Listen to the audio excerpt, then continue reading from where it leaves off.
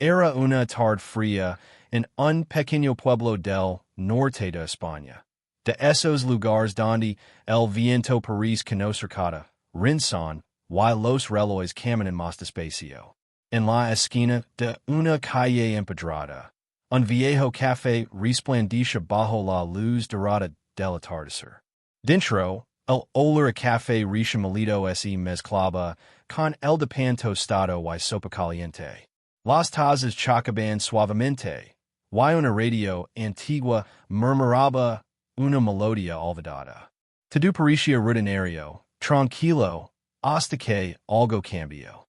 En una mesa del fondo, junto a la ventana empanada, estaba Héctor Valdés, un hombre de rostro duro y mirada perdida. Su chaqueta de cuero mostraba años de viajes y cicatrices, y sus manos, grandes y ásperas, sostenían una taza que ya se había enfriado. No hablaba con nadie. Solo observaba el exterior, como se buscara en la niebla algo que nunca llegó. Los del pueblo lo conocen como el lobo. Dicen que había sido mecánico. Otros juraban que era ex-militar.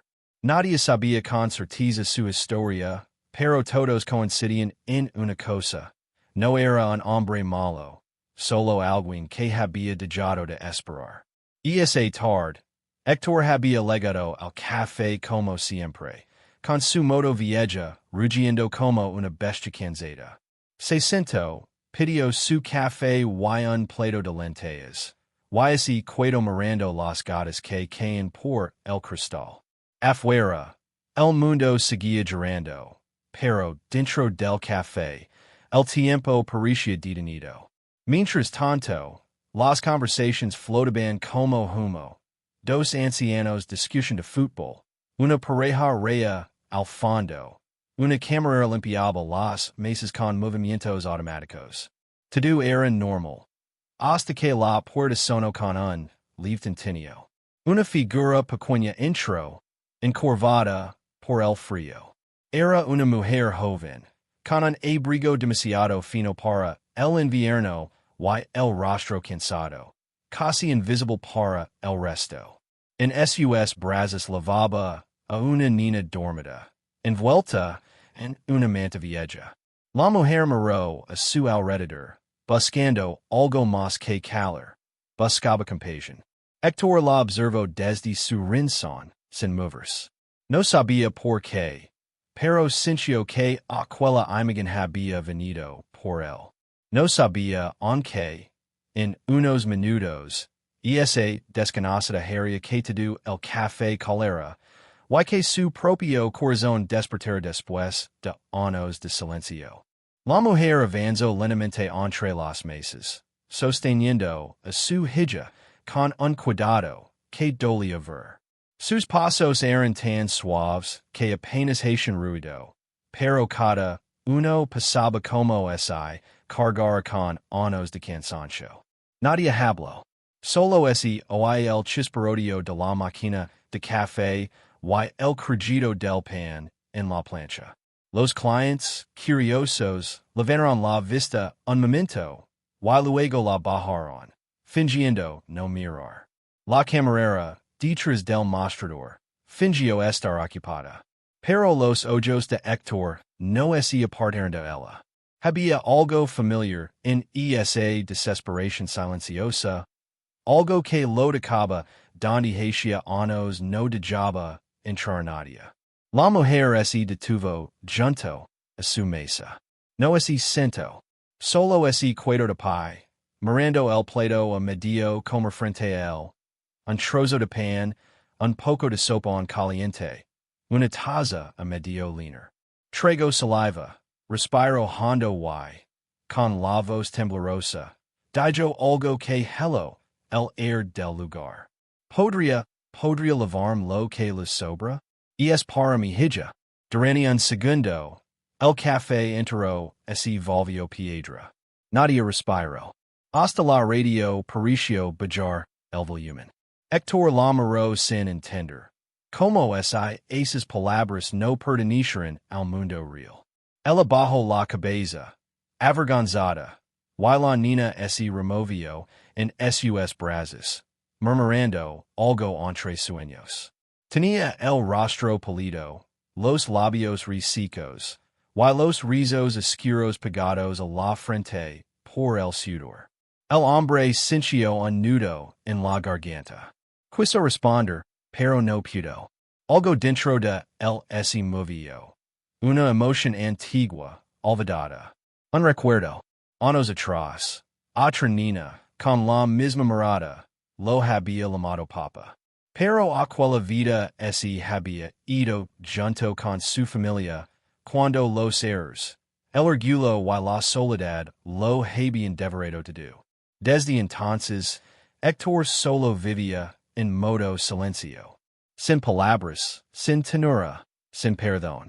La mujer, al ver que él no respondía, bajó aún más la cabeza. Pensó que lo había ofendido. Dio un paso atrás. Sus ojos rojos, su voz apenas un hilo. Perdón, no debí preguntar, susurró. Héctor respiró hondo.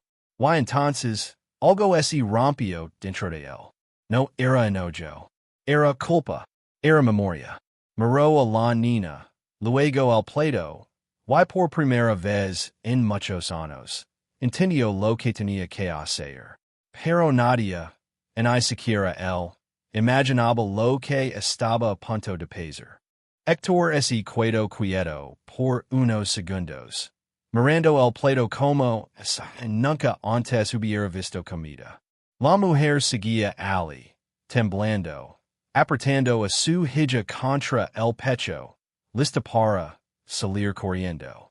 Nadie en el café se movía. El sonido de una cuchara cayendo en el mostrador resonó como un trueno. Entonces, sin decir una palabra, Héctor se levantó. La silenciario contra el suelo, y el murmullo de los clientes se apagó. La mujer dio un paso atrás, asustada. Pensó que él se había enfadado, que había gritado. Pero en lugar de eso, el hombre simplemente tomó su plato, lo giró suavemente, y lo empujó hacia ella. No son sobras, murmuró con una voz ronca, casi un suspiro. Y es comida. Para ustedes. La mujer lo miró, confundida.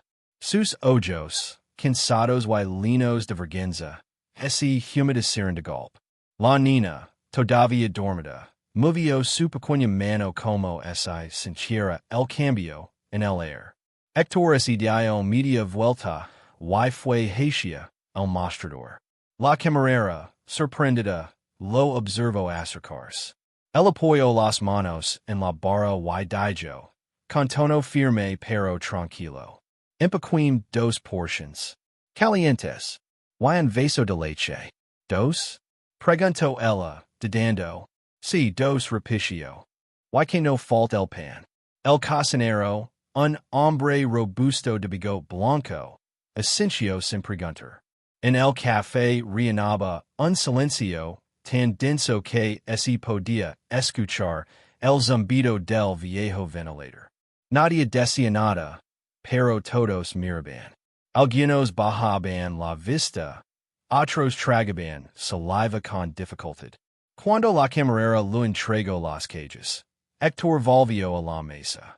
Se arrodilló frente a la mujer, sí, un hombre grande, con las manos marcadas por la vida, arrodillado en el suelo de aquel café. Y puso las cajas frente a ella. Esto no es caridad, dijo, con la mirada firme. Es comida caliente. Para hoy y para mañana. Ella trató de hablar, pero la voz se le quebró. Yo no sé cómo. No digas nada. La interrumpió con suavidad. Solo come. Y entonces, sacó algo de su chaqueta. Un pequeño sobredoblado. Dentro, había unos billetes irrigados. Para que la niña tenga algo más esta semana. Añadió sin mirarla a los ojos. La mujer se cubrió la boca con la mano. Las lágrimas, contenidas por demasiado tiempo, por fin cayeron. ¿Por qué? ¿Por qué hace esto? Pregunto con un hilo de voz. Hector bajo la mirada hacia la nina, y respondió despacio, como es I cada palabra la delira. Porque un día, yo también tuve una hija, y no estuve allí cuando me necesito. Un silencio profundo, lino el lugar.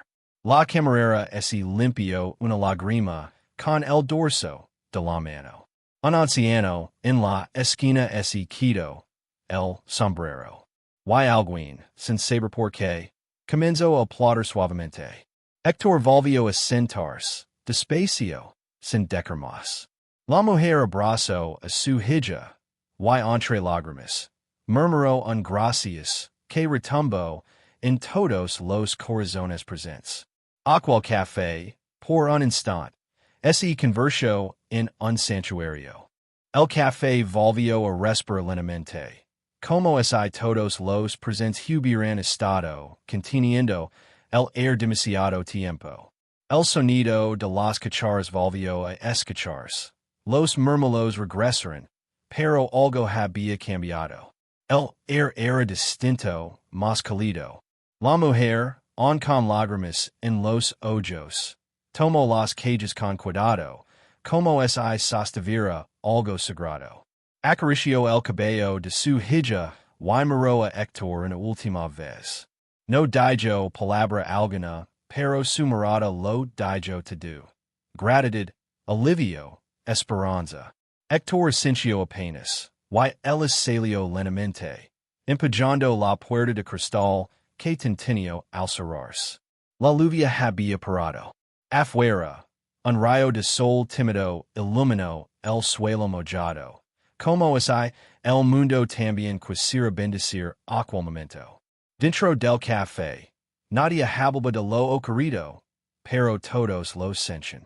La camarera se acercó con pasos suaves, y dijo una taza limpia frente a Hector.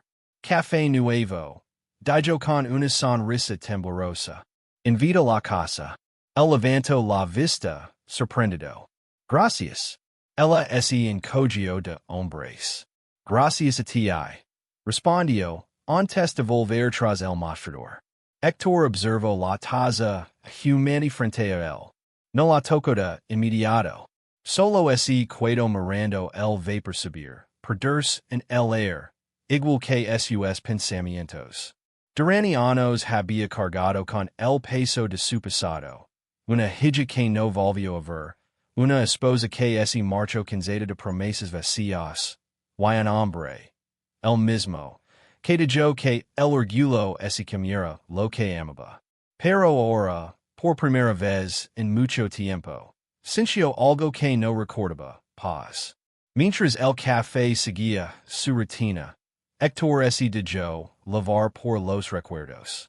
Recordó a su pequeña corriendo por el taller, con el cabello lino de grasa y la risa más contagiosa del mundo. Recordó sus manos diminutas ofreciendo una flor arrancada del jardín. Recordó, sobre todo, la última vez que la vio, parada en la puerta, despidiendo sin entender por qué. Y de pronto, ese dio cuenta algo. Ayudar a aquella mujer no había sido un acto de caridad, había sido un acto de redención. Como es I, al alimentar a esa nina, hubiera alimentado la memoria de la suya. Afuera, el rígido de una moto lo recordó que aún tenía camino. Miró su reflejo en la ventana. El mismo rostro, las mismas arrugas, pero con una luz nueva en los ojos. Una luz que no venía del sol, sino del alma. Quizá todavía hay tiempo, susurró. Se levantó, dijo unos belitos en la mesa y se puso la chaqueta. Al pasar junto a la camarera, ella le dijo, Oyala todos, tuviéramos el valor de hacer lo que hiciste hoy. El sonrió, y esa vez de verdad. No fue valor, contestó. Fue necesidad. Y con ese último gesto, salió del café. El viento frío lo recibió, pero no lo importó. Encendió su moto, y el rugido del motor se mezcló con el canto lejano de unas campanas. Mientras ese alajaba, no sabía esa volvería a ver esa mujer, o a su hija. Pero lo que sí sabía era que, por primera vez en años, su corazón no viajaba vacío. La carretera se extendía frente a él, mojada y brillante como un espejo que reflejaba el cielo gris. Héctor aceleró suavemente, dejando que el viento golpeara su rostro, levandos consigo los años de silencio, los errores, y el dolor que había aprendido a calar. A cada kilómetro, sentía que algo dentro de él se aligeraba. Y no era el mismo hombre que había entrado en aquel café. No había salvado el mundo, y cambiado el destino de Nadia, pero había hecho algo que, en el fondo, lo había salvado a él. El sol empezaba a caer detrás de las montañas, teniendo el horizonte de tonos dorados. Héctor bajó la velocidad y se detuvo en lado del camino. Apagó el motor y escuchó el silencio del campo, el canto de un pájaro, el eco del viento entre los árboles, y su propio corazón latiendo, tranquilo por primera vez en años. Sacó del bolsillo interior de su chaqueta una pequeña foto erigada. En ella, una niña de cabello oscuro sonría junto a una mujer joven. Las miró con ternura, acariciando el papel con los dedos temblorosos. Lo siento, susurró, con voz quebrada. Donde quiera que estén, espero que alguien las sueda como yo, sueda a ese pequeño hoy. Una lágrima cayó sobre la foto, pero esta vez no era de tristeza. Era de perdón. Guardó la foto, respiró profundo y volvió a montar la moto. Antes de arrancar, miró una última vez el camino por el que había venido. Detrás de él quedaba un café cualquiera, una tarde cualquiera, pero también un instante que cambió todo. Porque a veces, un solo gesto puede abrir una puerta que creas cerrada para siempre. El motor rugió y Héctor se perdió entre los árboles, dejando tras de sí solo el eco de una historia que nadie olvidaría. Y esa noche, en el pequeño pueblo, la camarera contaría a los nuevos clientes lo que había visto. Como un hombre solitario devolvió la fe en la bondad a todos los que estaban allí. Y cada vez que alguien pedía un café en esa mesa del fondo, alguien más recordaba aquel día en que la compasión habló más fuerte que el orgullo. Si esta historia tocó tu corazón, dale like, compartela y suscribit. Porque quizá, solo quizá, un pequeño acto de bondad también puede cambiar tu historia.